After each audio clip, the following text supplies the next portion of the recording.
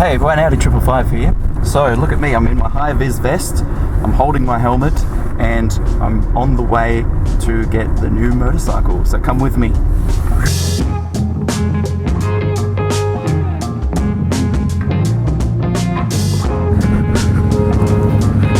So, this is my new adventure bike. What a cool beast. CFMOTO 450MT, brand new, picking it up today.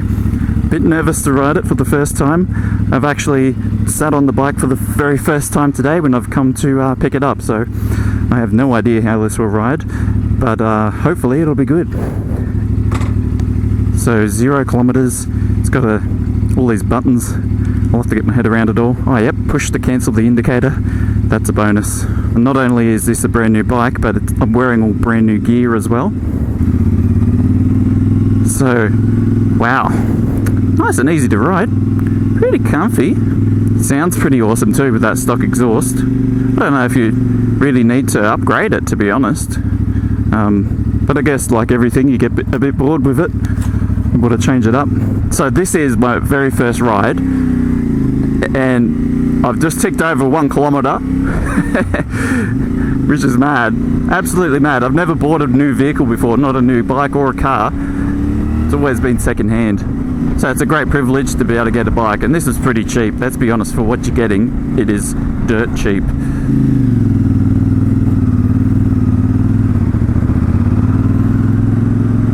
So that was a second gear start on a hill, purely because I'm not used to the bike, but didn't struggle, didn't want for more. I'm actually sticking it in 4th gear now. Why not? Let's keep going. I'm in 5th gear.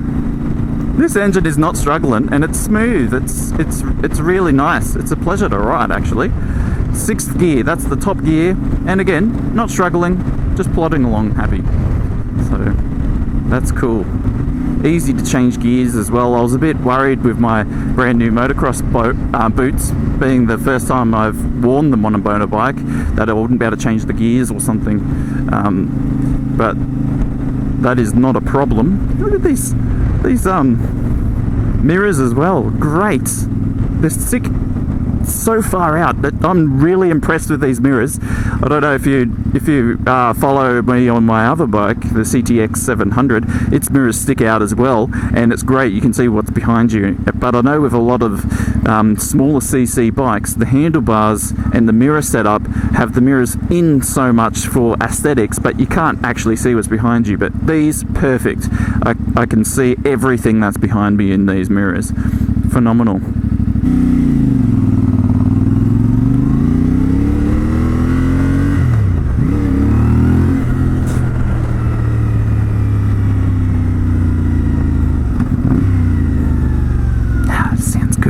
So good. I don't have earplugs in, and it's not obnoxious for me with this exhaust. I'm revving it up to 3,500 just to get it going off the lights, but I don't think it needs to be revved up that high. Ergonomics wise, it's really good, and it's a brand new bike. It's impressive. It's nice to ride, easy to ride, and as you can see, I'm in 6th gear going 50 kilometers an hour, and it still pulls. So that to me says riding on the highway isn't going to be a problem. Yeah, so wow, let's have a look at this screen thing.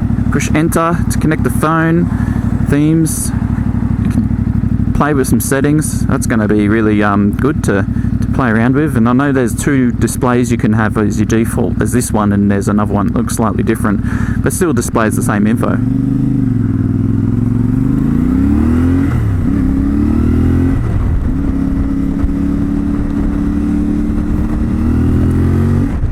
I'm deliberately keeping the revs low for now as I'm riding around, just to help break the engine in, but I will be giving this a thrashing as soon as the engine's done a little bit of wearing in. Fuel wise, I've nearly got a full tank, and it's got my average fuel consumption at 13.2 litres per 100 kilometres. It is brand new. The computer does not know how much fuel it's going to be using, so I think it's deliberately high, so that way it makes it accurate. But this is incredible. So don't look at that part of the screen for now. I know later on I'll do a fuel consumption video or something like that. But engine wise, I'm pretty happy with it. It's got like a 17 litre fuel tank. This is, it's it's phenomenal. It's great. You don't have to worry about having extra fuel bladders because your bike's got a tiny fuel tank, like let's say a DR650 has. It's already good to go. You don't need to spend a single dollar on this bike to get it off-road ready. The only downside though is it is massively popular. Like, I'm talking massively, this bike. That all of the pre-orders completely sold out, and you know the bikes are coming through and everyone wants one, right? Because they're phenomenal for value and they look great, and it's a adventure bike that's doesn't weigh a massive amount. And I'm looking forward to when I actually drop this bike to be able to pick it up, not because I want to damage it, but just to really see how much it does weigh when you're doing some off-road stuff, which I've never done before, so I've really got no baseline to compare it through. But as a beginner off-road rider, this seems pretty good. First impressions are it's really good. Let's be honest.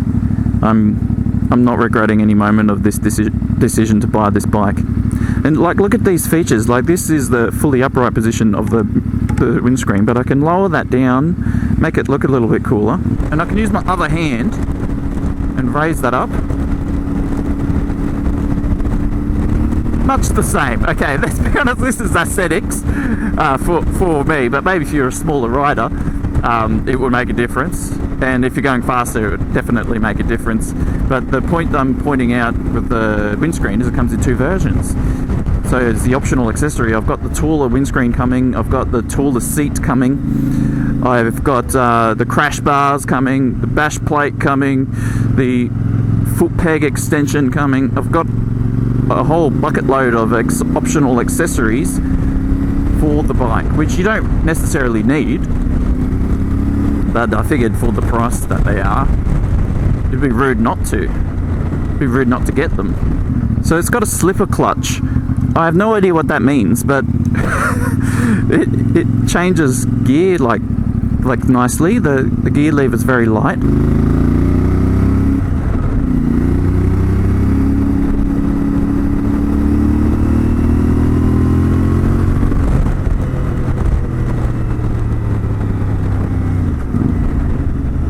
Alright, let's try and get this ABS going, eh? Yep, ABS works on the rear. And I didn't get the front to kick in, but I do have brand new tyres on this bike, so I don't really want to push the front tyre to its extremes. And I'm just going to put my feet down when I turn around here because I am paranoid I'm going to drop it. But turning circle wise, that's pretty good. That's a really tight turning circle for a bike this big. Look at this. Like, I'll just switch that off. I know you probably want to be sitting here hearing this bike, but just for the sake of audio recording, it's going to be a lot clearer for me to turn it off. But look at this bike. This is phenomenal. Look at it. Single disc on the front, but it doesn't need two. One is good enough for this. It's got pretty good stopping power. The stock tyres, I think they're Pirelli Scorpion rip-off, but again, quite suitable for the break-in period. And you know, there's nothing wrong with the tyres. Exhaust, the muffler's a big Cannon, sounds really nice. It's got dual outputs there. I guess that's something to give it two different sounds to make it sound nicer.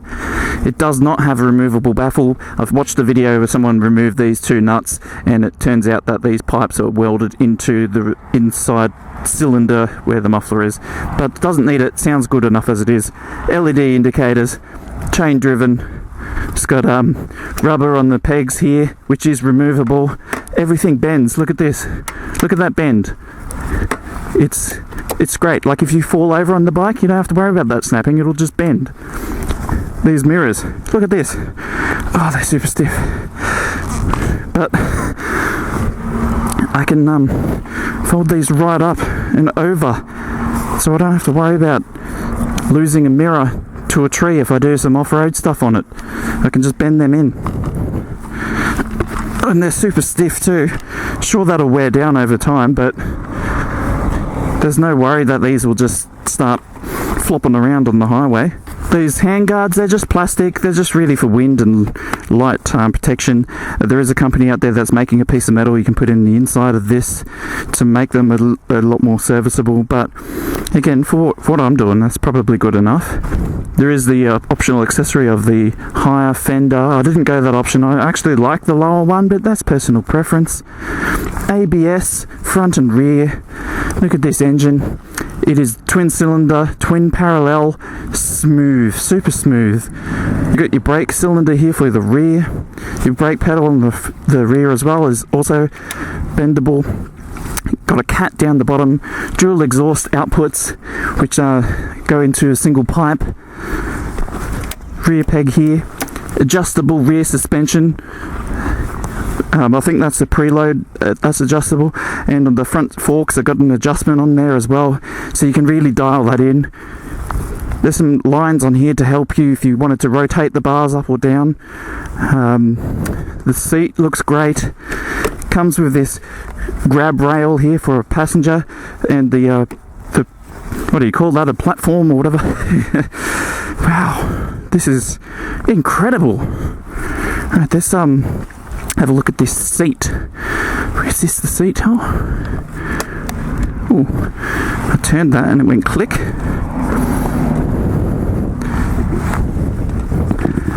Here we go. Use the manual under the seat. Battery. This is where the air filter box is. Apparently you just unscrew a couple of screws and that comes out, then you can get to your air filter without having to remove the tank or anything like that. So that's good. You got wiring under here. It's probably going to be really easy to put something in, like a GPS tracker or something, to hook it into the battery there. Toolkit. And a little bit of storage, but not much, but you don't really expect storage for under a seat. What a phenomenal piece of kit. This is a bit ugly, that VIN there, but you know, it is what it is. And it's got this pink highlight here. It's pink, not whatever they called it, Zephyr red. It is pink. I don't mind it. It's only a small little detail, and it goes well with the white and blue. But overall, the detail on this seems pretty good. The build quality is pretty amazing. All the plastics seem to line up. For a cheap bike, gosh, I've gone really well with this. So booting it up, let's turn the screen on. Look at this. CFMOTO logo gets displayed. Oh, it's beautiful, isn't it? It's got a horn. Ready? Yes, a horn. Sounds just like it would be off a scooter. Perfect. But yeah, starting it up. You just push the kill switch down, let it go, and she's good. Got a hazard light switch indicator. There's a high beam pass here, so we can actually just pop around and have a look at the lights. So you got your daytime running lights and a low beam which come on there. That was probably a bit tricky to see.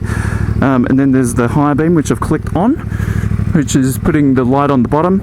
Again, it is daylight. I have not ridden this at night. I have no idea how it will go, but I assume it would be good. And it's got the pass flash there, which is great when you're simulating, when you're riding a bike and a car cuts you off, or you know, does the old "sorry mate, I didn't see ya." You can pull that trigger and go and pretend that you're launching missiles at them. I'm really impressed with this bike. It seems really good. I hope you've all enjoyed just seeing this rundown of the bike. I'm really enjoying riding it, and we're going to just quickly take it off-road for the first time. So here we go. It's Maiden Voyage off-road. It's tricky. This is what you buy the bike for, you know. And there's probably been 1,000 cars burn out there, and I've got metal shrapnel in my tyres now. But anyway, as usual, keep safe out there on the road. Stay on two wheels and not on your head, and I'll see you all next time. Laters!